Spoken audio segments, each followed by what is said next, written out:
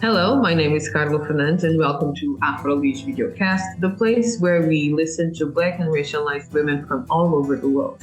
We are based in Lisbon, but we seek to bridge our experiences and inspire one another to keep moving forward. My guest today is a director, performer, author, and founder of the company Dans, ventre, Rébecca Chaillon. She directs shows and performances that are committed to the struggle against various kinds of discriminations. Her work explores the systemic mechanisms which discriminate against Black people. Her vision for the stage gathers different languages and brings down the walls between artistic practices by offering powerful and striking images. She was in Lisbon in November 2023 with the show Whitewashing at the Festival Alkantara. Welcome, Rébecca. Thank you. So I'd like to start with a question, which is, what is your artistic background? Well, it's a classical one. I started as a teenager at school. Really discovered that at school. But then when I entered the Academy of Arts, a conservatory, I don't know what to say, I realized I was, something was not alive for me. It was really like working scenes of texts of classics and contemporary text of theaters, and then I realized that I didn't fit all the characters that were proposed on stage, like to play the Juliet. I don't know. I didn't fit in as a Black lesbian fat girl, so I discovered body art, like Marina Abramovic and stuff like that. And I said, maybe there's a way to be on stage and to love theater, but disrespect it and be present on stage, acting, but in a way of doing things more than, I'm sorry, I don't have the nuances in English, but do actions. Be an actress by doing actions on stage. And you sort of like answered my next question, which is, why does discrimination play a central role in your work? Of course, from your personal experience, as you said, but can you expand on that? Yeah, well, it just arrived. It just happened because I was doing my show about love and desire and food. And then all the audience was saying to me, "Oh, Rébecca, thank you for doing that, to show a fat woman on stage, to show a Black body doing things like that." And I was like, no, my show is about love and desire. Why do you speak about race and gender or sexuality or my body? And it was not the subject. And I understood at this moment that I was not like my friend actors or directors, that people would always see my body like that, my race or my color on stage. So I should take it as a beginning of my art. So I started to work on this discrimination. I wanted to be an expert of my own life and invite people who were in the same situation with me to be. It's a very beautiful definition, to be an expert of your own life. Yeah. And in a sense, you also said that the audience also influenced the way that you started looking at the art that you were making, that you were creating. And I would also like to know, how is your art received? Is it received differently by Black people and by white people? And how do you know it? I mean, they tell you, or you feel it on stage? How do you know it?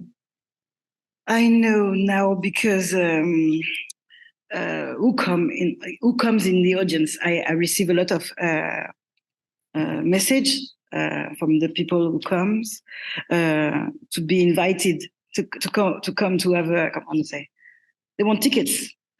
I changed. It's stupid. I'm gonna say something stupid, I think. When I did Carte Noire Nommée Désir, it's the biggest play of whitewashing. It's whitewashing is like an extract or the I don't know, the main project is contained in Whitewashing, and Carte Noire Nommée Désir is the biggest play. Okay. Can you translate what you said? Carte noire. Carte Noire. I think the joke would not work in English, but it's called Black Card Named Desire. So it's like the play of Terry Williams. No, the play of Named Desire. I don't know. A coffee. Well, in France, we have this advertisement about coffee named Desire. Okay. Black card, a coffee named Desire. And so in France, black card means also map. So I did this title about the map, black map, and also this brand of coffee to work about race and our black bodies are sexualized, and like coffee, you wanna drink it, you wanna sip it, you wanna smell it. So, and in this show, the audience is invited. Yeah, we have an invitation for Black women and Black queer people who are referring as women. I don't know if it's clear, but Black women and queer Black women, and they have a part in the audience different than the rest of the world. Okay, so it's bifrontal. So I realized the first dates, there were only one Black woman, and at the end it's like 50 Black women in the audience. So I know that the audience changed. The audience changed, and also I receive a lot of message of my Black community. It's really different. When we do the Q&A after the show, for example, the rest of the world would ask questions about the process, the artistic process. Yes. And the Black people would ask about how we feel doing that in front of white people, or how we find this idea of braiding and stuff like that. And we would ask about more experiment and sensations. And the other side would ask more about the intellectual. But is your work sometimes, this happens to lots of Black artists and creators, is your work sometimes perceived as activism? Sometimes it is tried to strip the artistic part in Black artists, even people in sports or something, they try to extract that artistic part. And how do you deal with the situation when you are faced with it? I think it's a trap, and I fall inside of it all the time.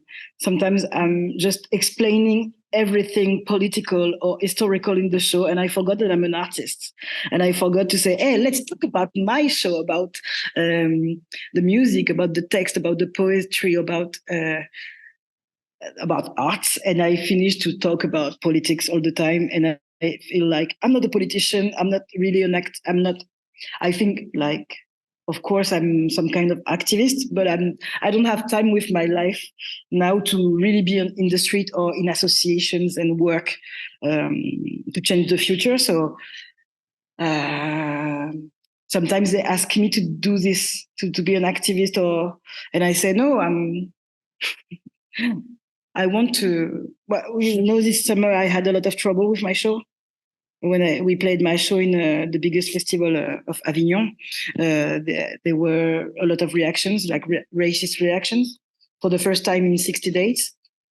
And I was cyber attacked by fascist extremist people, and some of my team were hurt or slapped on stage. So I think, like, people are trying to transform my show in something politic. Like we have to create a debate on this show. Are you against or for this show? So trying to change the status of the show, of this object. But it's. And how do you deal with it? It sounds difficult to deal with this and not be afraid of backlash, even from the people that like your art. Sometimes they expect you to take parts, no? To make a stand, and you are not willing to, or you don't want to, or you don't feel that it's necessary. So how do you deal with that? I think I do the best that I can. I just hid myself and rest a long time because I could not. I could not do that. I'm not. I'm not equipped for that to go and debate politically about is my show good or bad, or I don't know. So after hiding myself for a month and rest with my family and friends, I tried to find strength with my group on stage, and also with all the institutions and people who put me in the light.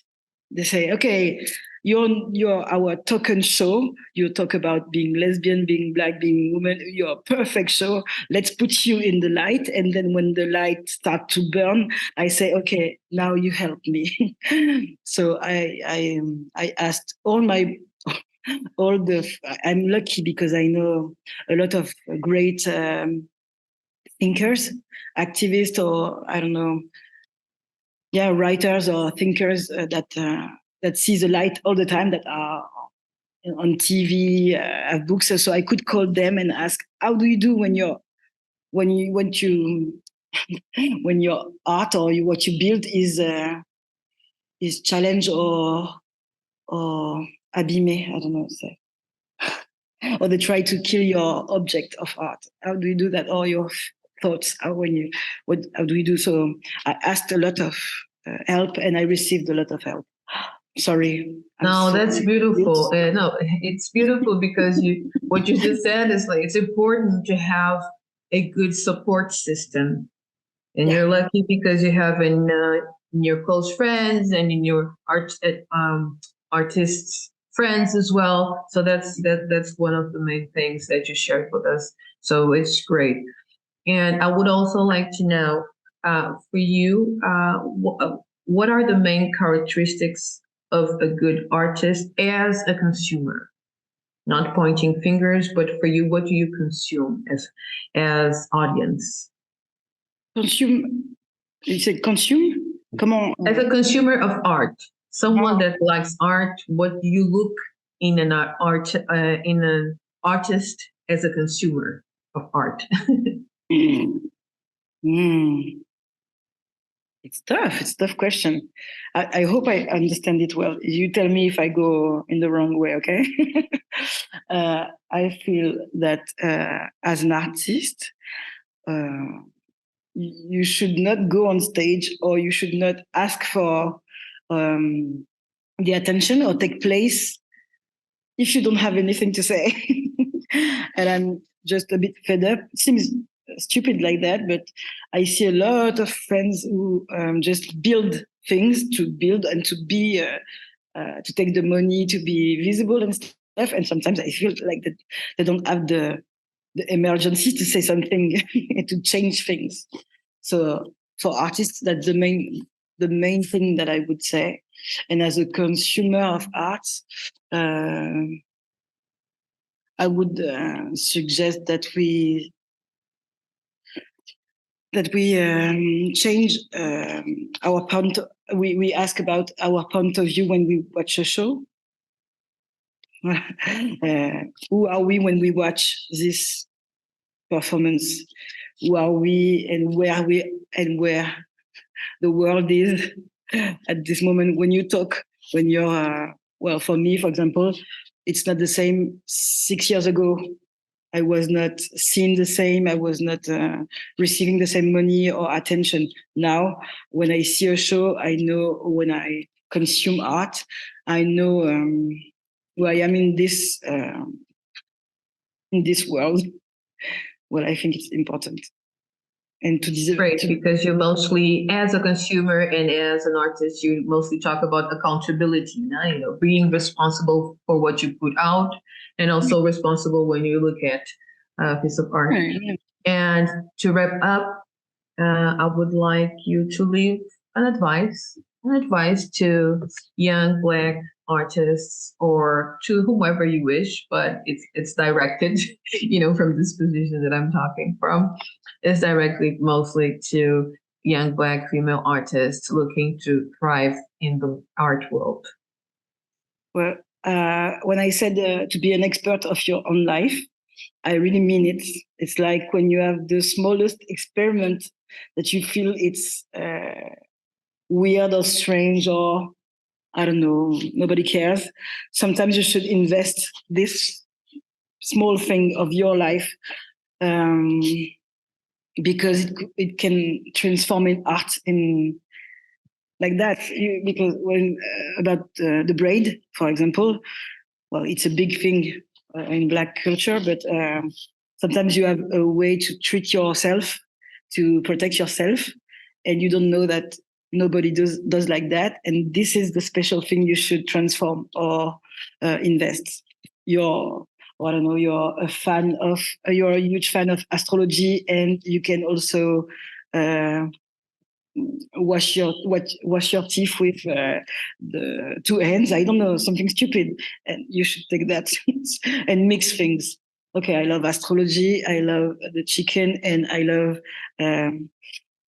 lipstick. So let's do something in the crossing of all these weird things that nobody cares. So take it and make it careful. Thank you so much, Rébecca, for your time, for your talent, and for sharing your experience with us. And thank you for being with us and listening to our conversation. Do follow us and subscribe to our channels. My name is Carla Fernandes. See you next time.